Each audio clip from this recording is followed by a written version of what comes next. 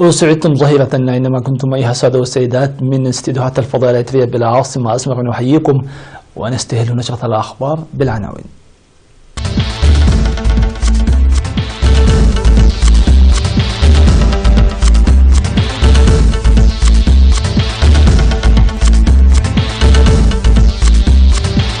فنلندا يقيمان التعاون الجاري في التعليم العالي. جمعية المعلمين تعقد سيمينارا تعليميا. عقد اجتماع لتقوية تنظيم المرأة في عصر. نيجيريا تعتزم التفاوض من أجل إطلاق سراح فتيات مخطوفات. بريطانيا تحمل روسيا مسؤولية الهجوم على جاسوس روسي سابق. ومقتل العشرات في تحطم طائرة في مطار بنيبال. أهلا بكم للتفاصيل. قيمت إريتريا وفنلندا في اجتماع عقد يوم 12 من مارس الحالي فندق أسمرا بالاس التعاون الثنائي في التعليم العالي وخاصة تقنية المعلومات والاتصالات. وقال وزير التعليم السيد سامر روسن في الكلمة التي ألقاها أن تقييم التعاون الذي انطلق في نوفمبر 2015 بالنظر إلى التجارب والمعرفة المكتسبة يساعد لوصول الهدف المبتغى. وأوضح المدير التنفيذي لمعهد الوطني للتعليم العالي والبحوث الدكتور هيثم محتون أن التعاون الجاري مع فنلندا وتطوره يعكس الثقة المتبادلة، قائلا أن التعاون بين كليات البلاد والجامعات الفنلندية خاصة في تقنية المعلومات والاتصالات أحدثت نتائج مشجعة لتحسين نوعية التعليم وخدمات المكتبات وتقوية كفاءة التدريس والبحوث.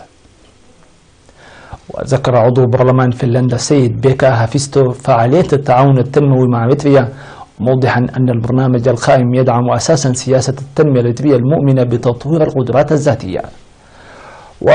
وأشار السفير تارغا فرنانديز من وزارة خارجية فنلندا إلى النتائج المرضية من المشاريع المنفذة، مؤكدا بأن أنشطة الزيارات سواء لكبار المسؤولين والطلاب يعكس العلاقات المتطورة. وقدم في الاجتماع شرحا حول المشاريع المنفذة وتطورها. وأوضح مدير إدارة التعليم العالي واللقاءات الدولية في المعهد الوطني للتعليم العالي والبحوث البروفيسور زمنفست أجيه لوكالة الأنباء أن الهدف هو تمهيد الأرضية لتطوير التعليم التقني وتسيير العملية التعليمية بوسيلة ميسرة.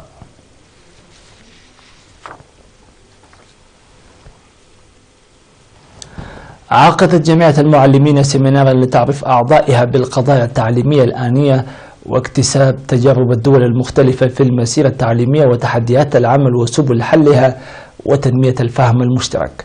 وأوضح المدير العام لقسم التعليم العام السيد موسى نايف في السيمينار المنعقد يوم 12 من مارس لمسؤولي أقسام وزارة التعليم، أوضح تجارب الدول لتقديم التعليم وأشار في التحليل الذي قدمه إلى مميزات ونواقص تجارب دول فنلندا وكوريا وبولندا والولايات المتحدة الأمريكية والسنغال وهونغ كونغ. وقال سيادته أن النظام التعليمي انعكاس للمجتمع ويتوجب الحفاظ على مكتسباتنا ومميزاتنا واكتساب التجارب من الدول الأخرى بما يتماشى مع ثقافة وعادات شعبنا للدفع بالخدمات التعليمية في البلاد.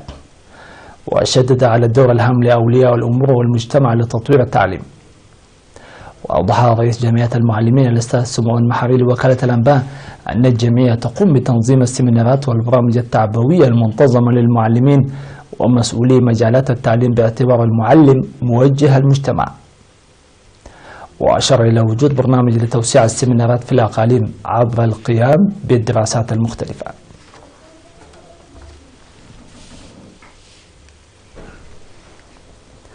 عقدت مسؤولة الاتحاد الوطني للمرأة في إقليم جنوب البحر الأحمر السيدة سعدية إبراهيم اجتماع مع المرأة العاملة في مجال التعليم من أجل تقوية تأطير المرأة. وأوضحت في الاجتماع الذي عقد في مدينة عاصب بشأن دور المرأة المتعلمة والمنظمة في البرامج الوطنية، أوضحت أن الاتحاد يعمل لتنظيم المرأة العاملة في مختلف المجالات والقيام بأنشطة تساعد لتطويرها، مطالبة تعزيز دورهم لمكافحة العادات الضارة. وشرحت أن المدارس لها الدور الكبير لتوعية الأسر وتوجيه الأجيال، داعية العمل الجاد للتأثير على الطلاب. وأكد مسؤول مكتب وزارة التعليم الأستاذ إدريس علي على عدم إحداث التطور دون مشاركة المرأة، وقال أن الجهود جارية لضمان مشاركة المرأة في جميع مجالات المهنية والتعليمية، لكن النتائج ليست بالمستوى المأمول، مما يتطلب من المعلمين إبداء الاهتمام اللازم. في غضون ذلك عقد اجتماع مع أولياء الأمور والطلاب في أفنبو لرفع المشاركة في التعليم، ودعا مدير مديرية وسط دنكال السيد موسى الحاج ومسؤولة الاتحاد الوطني للمرأة في إقليم جنوب البحر الأحمر السيدة سعدية إبراهيم أولياء الأمور لتشجيع المشاركة الجيدة في التعليم.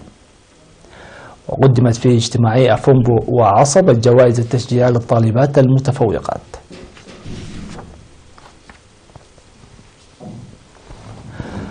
كرم فرع الاتحاد الوطني للمرأة في إقليم شمال البحر الأحمر 46 من الطالبات التي حققن نتائج عالية في التعليم الأكاديمي وتفوقن مهنيا، وذلك مواصلة للجهود التي يبذلها الفرع من أجل تعليم الإناث وامتلاك المهن ليتكلن على ذاتهن اقتصاديا. وفي مراسم التكريم التي جرت في مدينة مصوع، ذكرت مسؤولة الفرع السيدة جمعة راكي أهم مهامات الفرع التي تتضمن تقديم قروض مسقرة تساعد المرأة على الاكتفاء الذاتي اقتصاديا، وإجراء حملات تعبوية وعقد سيمينارات ضد العادات الضارة، والعمل على تعزيز المشاركة والمنافسة الشريفة في العملية التعليمية للطالبات، وتأكيد حقوق المرأة، موضحة تقديم مساعدات لاكتسابهن المهن من أجل مزاولة التجارة المسقرة والأنشطة الزراعية. وذكرت بأن الفرع يقدم دعمه للمرأة المحتاجة تحسبا من الوقوع في المشاكل الاقتصادية ولبلوغ الهدف المنشود، ويقوم بتكريم الطالبات المتفوقات أكاديميا، مما يؤدي إلى تعزيز مساهمة الطالبات في مائدة التعليم. وأوضح المكرمات بأن التكريم التشجيع الذي قدم لهن مثال حي للبرامج الموجهة إلى المرأة لتكون ناجحة وفعالة في كافة المجالات، مؤكدات على العمل الدؤوب لإنجاح أهداف الاتحاد. تلقى 60 شابا في دبروا دورة تدريبية في مختلف المجالات المهنية. وذكر في مراسم التخريج في 6 من مارس عن تدريب 470 شابا في عام 2017-2018 في دورات استمرت من 3 إلى 6 أشهر في مجالات النجارة وتربية النحل والدواجن والكمبيوتر وتصفيف الشعر وغيره، ويعملون بفتح متاجر خاصة بهم أو العمل المشترك مع الآخرين لتحسين حياتهم المعيشية. وقال مسؤول الاتحاد الوطني للشباب والطلبة في الإقليم الجنوبي السيد قرماي قبرو أن العمل جاري لتدريب الشباب بالتعرف على موارد محيطهم. من جانبه أوضح مدير مديرية دبروا السيد فرو وينجل تخلا هيمانوت أن بناء قدرات الشباب من أهم أهداف برامج التنمية، مؤكدا بأن الأنشطة التي يقوم بها الشباب بالمهنة التي اكتسبوها ثمار ذلك العمل. المشاهدون الأفاضل، إلى فاصل قصير ثم نوافيكم بالأنباء العالمية، فتفضلوا بالبقاء معنا.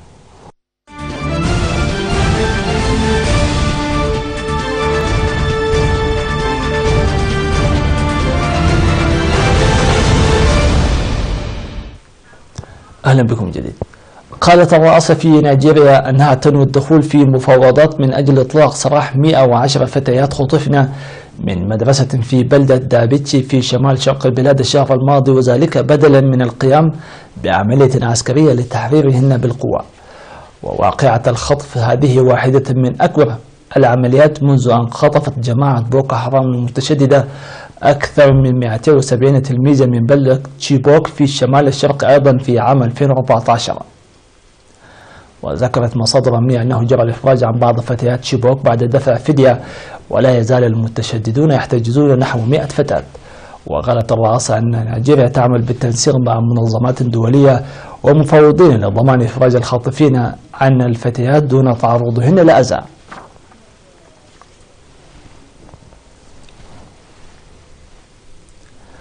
قالت رئيسة وزراء بريطانيا تريزا ماي أنه من المرجح بشدة أن موسكو مسؤولة عن تسميم الجاسوس الروسي السابق سيرجي سكريبال وابنته يوليا في إنجلترا باستخدام قاز أعصاب مخصص لأغراض عسكرية.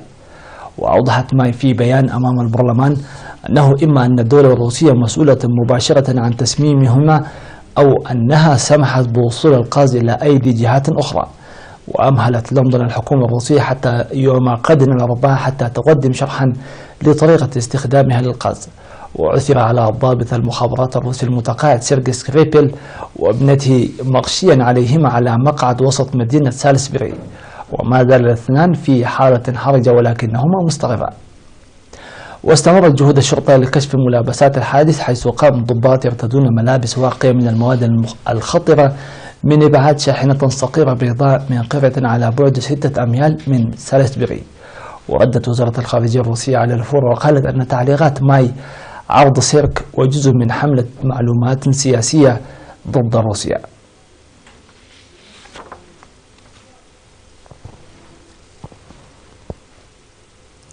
تحطمت طائرة تقل 71 شخصا أثناء هبوطها في مطار كاتماندو في نيبال، مما أدى إلى مقتل 50 شخصا على الأقل بحسب ما أفادت به الشرطة.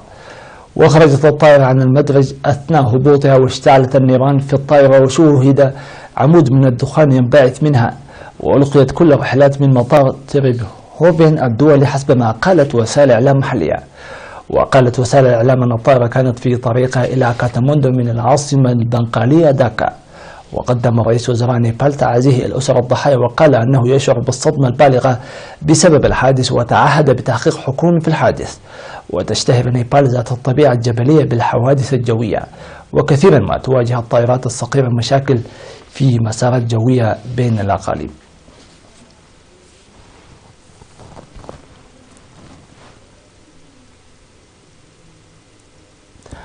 أعلن الرئيس الكولومبي خوان مانويل سانتوس في خطاب تلفزيوني أنه سيستأنف محادثات السلام مع آخر جماعة متمردة في البلاد، جيش التحرير الوطني. ونقل عن سانتوس قوله أنه سيرسل كبير مفوضيه إلى الإكوادور لبدء جولة جديدة من المحادثات بغرض أن يعمل السلام على حفظ الأرواح، وذلك دون التطرق إلى المزيد من التفاصيل في هذا الصدد. يشار إلى أن المحادثات قد انهارت بين الحكومة الكولومبية وجيش التحرير الوطني في شهر يناير الماضي بعد انتهاء مدة وقف إطلاق النار المؤقت، حيث بدأ المتمردون سلسلة جديدة من الهجمات بعد ساعات فقط من انتهاء الهدنة. وصرحت السلطات الكولومبية في وقت سابق أن 6 من قوات الشرطة قد قتلوا وأصيب 47 آخرون جراء تفجير قام به المتمردون في مقر للشرطة في يناير الماضي، بينما قتل عدد آخر في تفجير على جانب الطريق على الحدود مع فنزويلا في فبراير العام الجاري.